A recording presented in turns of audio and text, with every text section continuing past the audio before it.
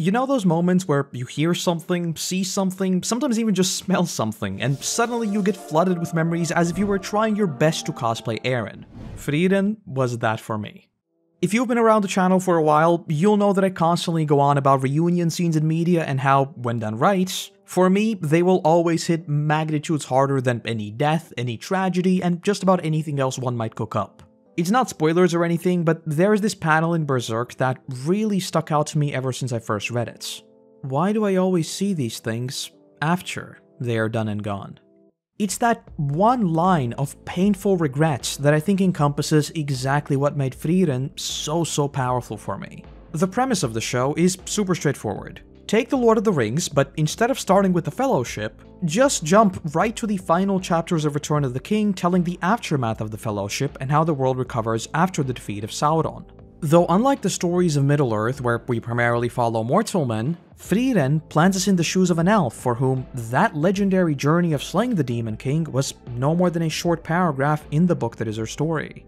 It's that disparity in perspective and time that make what I think are one of the fundamental themes of the story. One that is all about realizing what you might have thought was a minor event was actually the other's whole world. That time you thought was just something was everything. Frieren, of course, makes that very explicit, with her life just being magnitudes longer than that of Gimli's. Oh, Eisen? Yeah, Eisen's. But that warped perspective is not at all fantasy. There is a great blog by Tim Urban that visualizes the human life by anchoring it to certain events, like how many books you've read per year and such. Our brains are just not that great in truly perceiving what a day, a month, and years mean otherwise, so you kind of need to attach it to something. If you don't actually see it, it's just kind of a meaningless number. I am a fairly anxious individual, and I'm very prone to overthinking these sorts of things as is. But it's in looking at these visually that you quickly arrive at some very chilling realizations. If, like me, you're in your 20s, which my demographics tell me is a majority of you, that part of your family you see like once every Christmas or so, calculating purely hours spent together, at most, you're probably going to spend a couple of weeks with them for the rest of your life. Schoolmates, people that were once your entire world. Day after day, you talked to them, you ate with them, worked with them, might have even gone on field trips together. First crushes, first dramas, first conflicts, it was everything. Now, you'll probably see a select few for a few days at most, many probably never again. But the one that always stung the most is your parents. From the day you are born to the day you turn 18, on average, a person will have spent around 90% of the time they will ever spend with them. 90%. For our generation, that number is probably slightly smaller because, well, you know. But 70%, 80%, 90%, frankly, it does not matter because point is, a vast majority of it is already gone. The people who raised you, the house you grew up in, most of that is already behind you, never to be relived again. And it's that thought that hits the hardest for me. To think that for me, it was just a matter of life. From the moment you're born, you want to grow older, grow independent, and break away from your roots. Only to realize that as soon as you're even able to comprehend what that truly was, it is already too late. To think that the things you used to not like are the ones you can only appreciate after they are done is a somewhat bitter thought. It's exactly that fundamentally warped perspective that each and every one of us have that I kept coming back to when I watched these first episodes. I'll be honest with you, I have read and seen more than enough stories to predict the somewhat bittersweet beginning of Frieren's story. But even seeing it coming, something about the way it captured that immense disparity between how she viewed the world and their adventure as opposed to her allies really struck a chord with me. Perhaps it is the somewhat cozy familiarity with the whole Tolkien vibe the series has, or perhaps it is just my own personal oddities of seeing a part of myself in Frieren, or a mixture of those things. But I was just really surprised by just how much I was thinking about my own adventures with people who I've now drifted apart from. Friends I once held dear that I haven't talked to in years because I'm quote-unquote busy. The number of times I've turned them down on some request only to realize that they never asked again, and neither did I. The number of friends with whom I talk to every single day, but then one day, even ending our conversation with "see you tomorrow," for some reason, that tomorrow never came. Just like that, one day we were best buddies, the next, split for no reason whatsoever. That's when that painful regrets and the endless what-ifs come into play. The way Frieren explores this is through her reconnection to her allies. We first see her meet back up with Himmel, who is of course now grown old and frail. But despite the 50 years in between, when they reunite, they talk as if not a single day has passed. That reconnection is instant. All that was necessary was to reach out. In the case of Frieren, that is of course tied up with their shared desire to see the meteor shower, which gives them this explicit goal of meeting back up even if just once. But again, you can generalize this to absolutely anything. Family and Christmas, friends and yearly field trips, even birthdays. In many cases, if it wasn't for those largely trivial rituals, those bonds that, again, even years later are just as strong, might just wither away. Similarly, another interesting avenue Frieren explores right from the get-go is missing out on those friendships without ever realizing it. She quickly learns that throughout those 50 years, Himmel and Heiter actually always kept in touch. For her, it was only natural that they split up now and eventually meet back up for their promised journey to see the meteor shower, just like they all agreed. In her mind, that is what everyone did. Their shared goal was over and they went their separate paths, only to meet up again for that special occasion. But what if that is not the case? What if all those friends you thought all settled down or moved away or whatever else actually always stayed in touch? What if you are the odd one out who just thought everyone else was super busy with their own quests? I think all of this again loops right back to that warped perspective of time. If when you reconnect, it's as if a day hadn't passed, just how much time did you lose out on? What could have Frieren and the party of heroes have done during those short but so long 50 years? If all it took to reconnect was to just show up, why was it never even a thought? This is definitely just me projecting to an extent, but it's my video so I can do whatever, right? I think Frieren's massively extended lifespan and the lack of any attachment that brings is just a fantasy way of depicting some introverted tendencies. I talk a lot about how reconnecting is actually so easy and often very rewarding, but Frieren never did that because for her, 50 years is just nothing. Well, in the real world, while time itself certainly plays a part in that, I think the far stronger force is, for lack of a better word, just fear. Just like with the meteor shower, it's not that you don't want to meet these people again, but rather it's that you don't want to be a burden. I tell myself that if I am busy, surely they must be just as, if not busier than me, right? And what if we do reconnect, but just end up drifting apart all over again? Is that even worth trying? This is one of those things I think about a lot whenever I see like pictures or something of old friends pop up on social media. If I've thought about reaching out, have they? Or maybe they've just completely forgotten about me. I think that's exactly where that anxiety and fear lies. For me, if someone I knew just suddenly appeared out of the blue and just wanted to talk, I'd be totally fine with it. I'd probably welcome it. But I would never do that myself. Why do I think that, even with friends that I knew very well, me suddenly popping up is just weird and unwelcome? But I want someone else to do it instead. In many ways, this too I think is captured in Frieren, with her simply thinking that they are not actually that close. You never know what's going on in the other person's head, so it's just easier to assume that they don't care. Especially when Frieren's perspective is just so drastically different. Without having that one thing you all meet up for, you suddenly realize that there is a lot of lost time in between. Again, just how much could have they done during those 50 years? In this regard, I think Frieren brilliantly conveys the bittersweet reality that is the passage of time and the baggage it carries, most notably with how those landmarks are referred to. Instead of opting for the simple route of X years later, it instead anchors the passage of time to the death of Himmel. Something that once again becomes a permanent reminder of what once was. It's not X years since the defeat of the Demon King, it's not the Second Age or New Age or anything like that.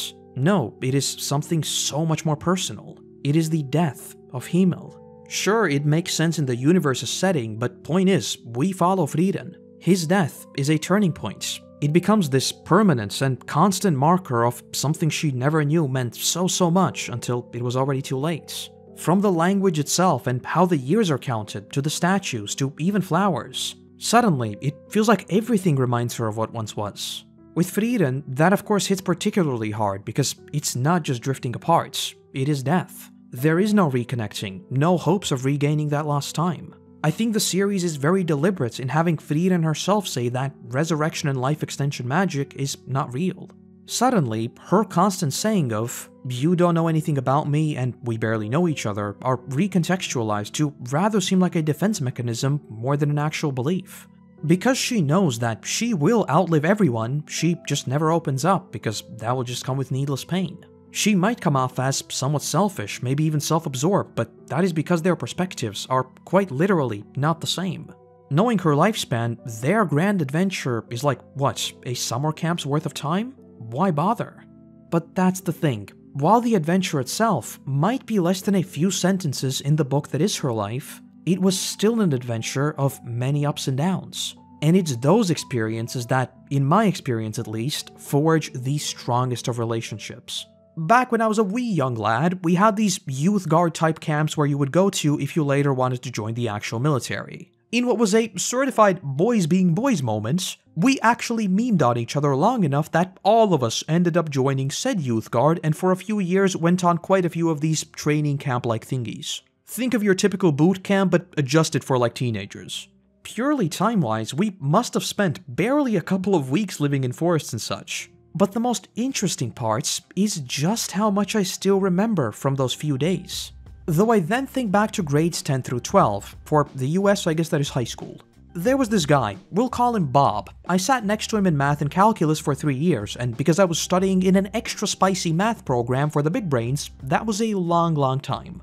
Luckily, we had a really good teacher that actually encouraged us to discuss solutions and such amongst ourselves. So throughout those 3 years, we ended up talking a lot. Naturally, those conversations might have started with math questions, but drifted into all sorts of topics. And generally, we were just really good buddies. But when I think about these two experiences, I value those few days so much more than the literal years I sat in that class. That's not a dig at school or anything. I love math, and it was great even back then. But what always gets me is that tiny blip in my life where I slept in the cold alongside people I met mere hours ago probably had more impact on me than those hundreds of hours I spent talking to my good buddy Bob. And I think that is precisely what Frieren is conveying as well. In her life, yes, it was barely even a single paragraph compared to everything else she had lived through and would still live through. But once it is all said and done, she finds herself thinking about that small paragraph so much more than anything else, only to realize that that chapter was already closed with the death of Himmel.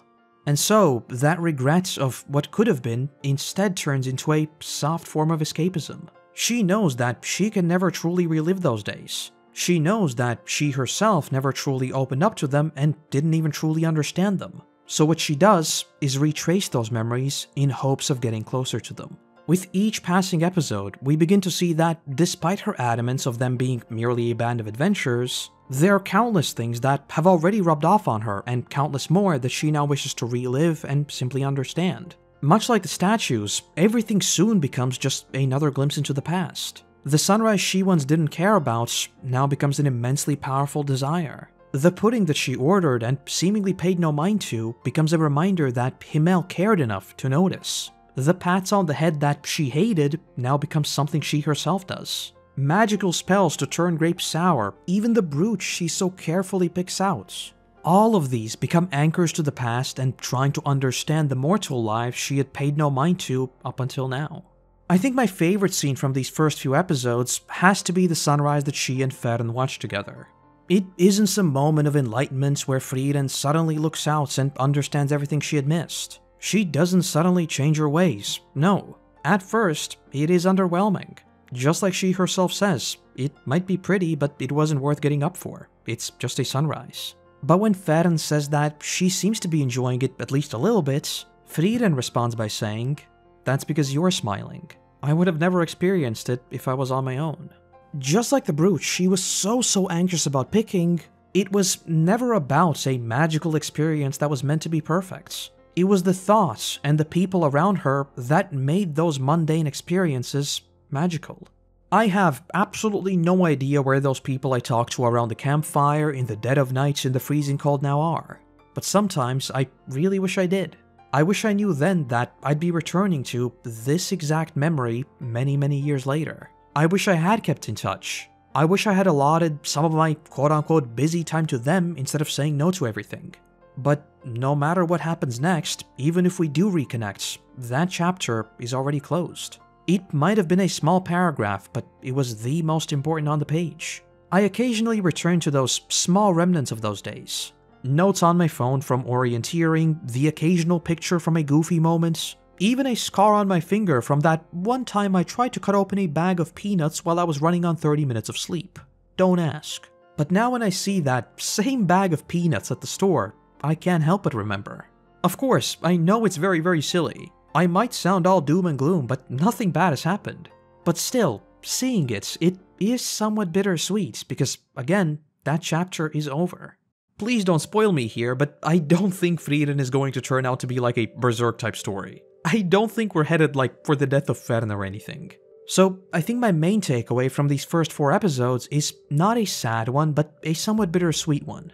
I think it's okay to sometimes get lost in those memories. And as much as some may claim to never regret a single thing, I think it's perfectly human to regret some of them, even get sad about them. But I think what's most important is not to lose the present in that past. There is still time to spend with people who are there now, like Frieren is there for Frieren. There will still come a day when that chapter 2 will be closed. But right now, you can still make sure that you write that beautiful paragraph. Our world is unfortunately not a fantasy one. Everyone is busy, everyone does have their own problems, so perhaps even more so. Call your parents, call your friends, help, go play with the pets, because you never know what is waiting for you just around the corner. The mundane, your job, school, everything else, it will all still be there. But perhaps tomorrow, perhaps next week, next month, next year, perhaps in 10 years, but another chapter will be closed. It might be hard to get up so early, it might be hard to wake up your companion, but try not to miss that sunrise. And that's the video. Trust me when I say I have no idea how watching 4 episodes of an anime about an immortal elf girl gave a grown man an existential crisis, but here we are, I guess. Unfortunately, I didn't have the video done in time for episode 5, but yes, I watched that, and I can still confirm the series is peak. Go and watch it if you haven't. But anyway, with that, I want to say a massive thank you to our current patrons and YouTube members who allow me to produce even more of these for you all. And let's also give a warm welcome to the newest member of the team, Sam Corbett. Without you, there'd be a whole lot less of my rambling, so seriously, thank you, thank you. Other than that, next week we're back to regular programming, so I want to say thank you very much for watching, I hope you have a great day, and hopefully, I'll see you in the next one. Bye-bye!